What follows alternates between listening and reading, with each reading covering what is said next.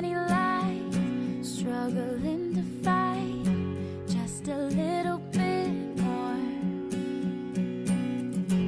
trying to provide, barely getting by, could be right next door.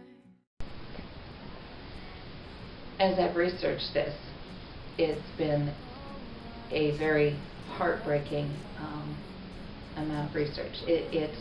It really takes a lot of self-control to compartmentalize and to step away sometimes from the responses that I see.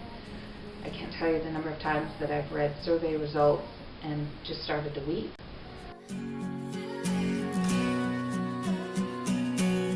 You feel like giving up, doubts are growing, but you gotta keep on somehow.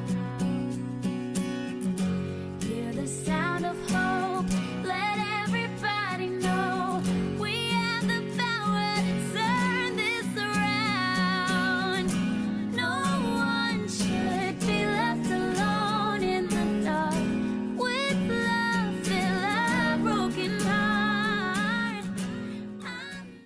How can we honestly expect kids to do well, and how can we expect them to have a respect for the system, to believe in themselves, in the system, in academia, in our country, if we keep telling them, work hard, you'll be fine, and oh, by the way, you just have to start to get there. And literally some of them are.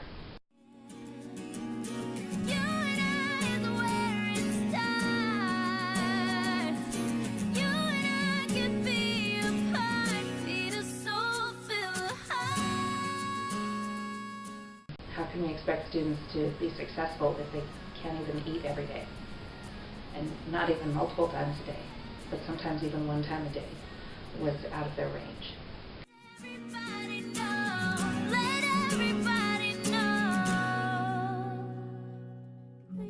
We discovered that the financial reasons were one of the main reasons that black males and students in general were not successful at the University of Akron. So it was things like the cost of rent, living off campus, it was food, it was all of those other things. And we realized that the finances were very important and that they were immediately evident in the food security aspect of retention and success at higher learning. Other students, even within my own department, it came to my attention that they were living on rice or living on noodles, and they simply weren't able to have enough money for food and for education. And yet they were far enough into their education that emotionally they were unwilling to give up on their dream, and also even if they had dropped out of school, they would still have so much debt that they would not be able to pay it off. So once the education had started, they were very much committed to it, both financially and emotionally, and yet at the same time, they're going days without eating. The coping strategies are terrifying.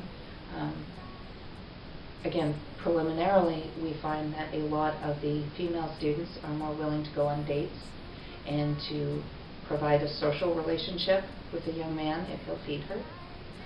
And at the same time, I'm seeing a number of surveys that respond that they've sold drugs. Generally, those seem to be falling for the male students. They're more willing to sell like marijuana, etc., in order to have the money for food.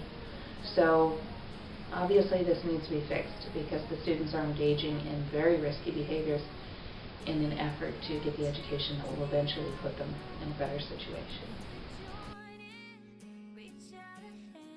We saw things come across that statements like, the squirrels on campus have more food choices than we do.